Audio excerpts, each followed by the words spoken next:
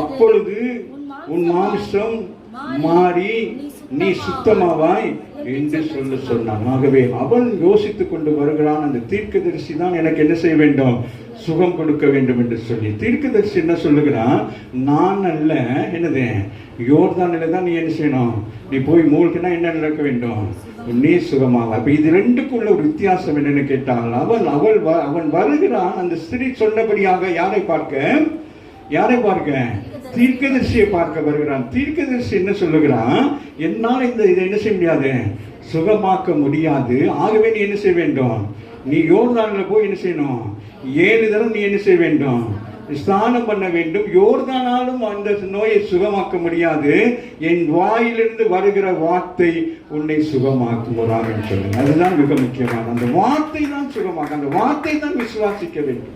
அப்ப அங்கிருந்து வருகிறான், எனக்கு அவன் அந்த யாரு, அந்த ஊழியக்காரன் என் மேல என்ன வச்சு ஜெபிச்சா நான் சுகமாவேன், அந்த ஊழியக்காரன் தொட்டா நான் சுகமாவேன். அப்படிப்பட்ட ஒரு விசுவாசத்தை இன்னைக்கும் ஆவிக்குரிய சபைக்குள்ள இருக்கிறவங்க இருக்கிறாங்க. ஆனாலும் அந்த 12 வருடங்கள் பெரும்பாலான ஸ்திரீ சொல்றா, நான் என்ன செய்ய மாட்டேன், இயேசுவிடத்துல போய் ஆண்டவரே என்று போய் மண்டாட மாட்டேன், நான் போய் அவருடைய வஸ்திரத்தின் தொங்கலை தொடுவேன்.